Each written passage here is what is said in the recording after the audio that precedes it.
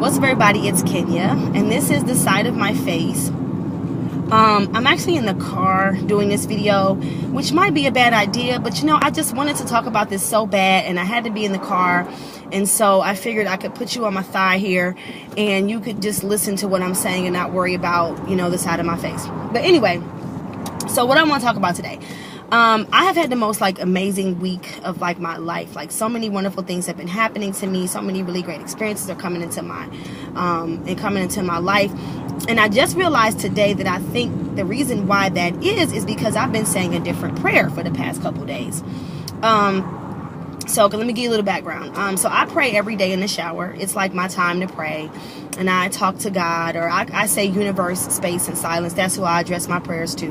But the thing is, I pretty much pray the same prayer every day. I've been praying the same prayer every day for years. I thank God for the same things. I ask God for the same things. And that's just what I do. And it's become a little routine. And so the other day, I was listening to a video by one of my favorite teachers. I'm sorry, guys. I've had some water. One of my favorite teachers, and she said something that was just really interesting to me, and it just struck me, and so I decided to say a different prayer yesterday. And what she said is, a lot of times we pray for things, and we pray for the same things all the time, and you don't really need to do that. She said that prayer is like ordering something. God in all its infinite wisdom and splendor and creative just awesomeness, here's your prayers the first time you pray them. So it's not really necessary for you to continue to say the same thing over and over and over and over. It's just like placing an order. If you go to a restaurant and you tell your waitress that you want to get a double cheeseburger, you don't stop her every time that she walks by the table to remind her about your double cheeseburger, because you trust that she's going to bring it back. You saw her write it down. You know she's going to bring it back. So why, if we trust a waitress with that type of information, why do we not do so with the universe or God or whatever? And a lot of it has to do with worry and worthiness, but another part of it has to do with being an emotional, spiritual match to what it is that you're asking for. So if you're thinking about it with the order, if you order a double cheeseburger from your waitress, she's going to bring the double cheeseburger back to you at your table. If you're not at your table, then she can't give you the double cheeseburger because you're not there.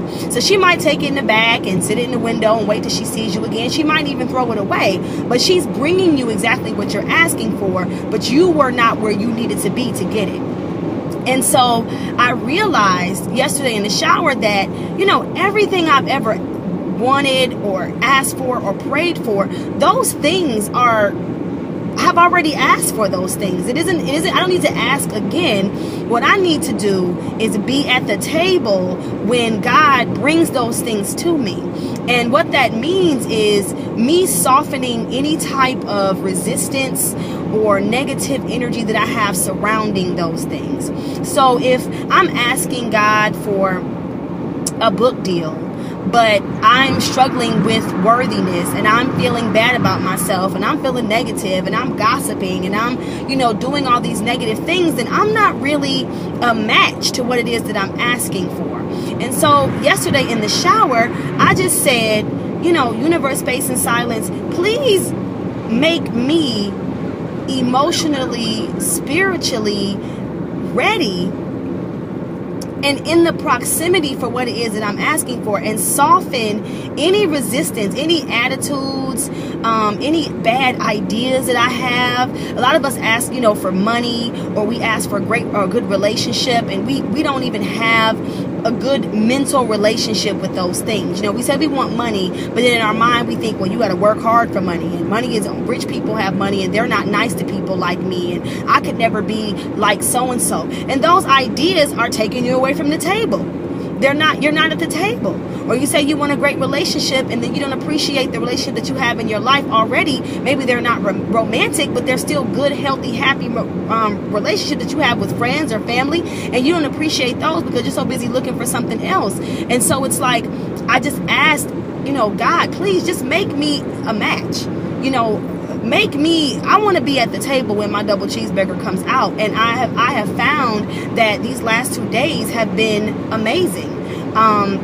I had a bill collector call me the other day that had been calling me for a week, and I just was in a great space, and I told them, I said, you know what? I just can't do it right now.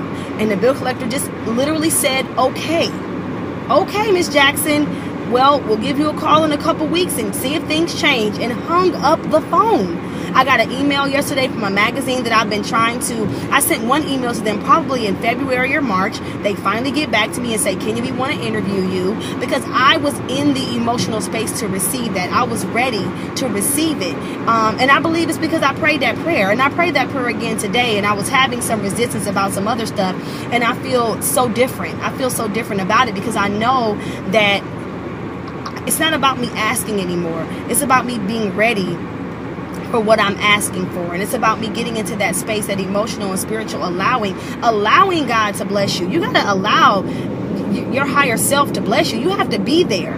You know, you have to be there emotionally. So that's my spiel for today. This actually was really I like doing this in the car, so maybe I'll do this again. Anyway, until next time, post your comments. Bye.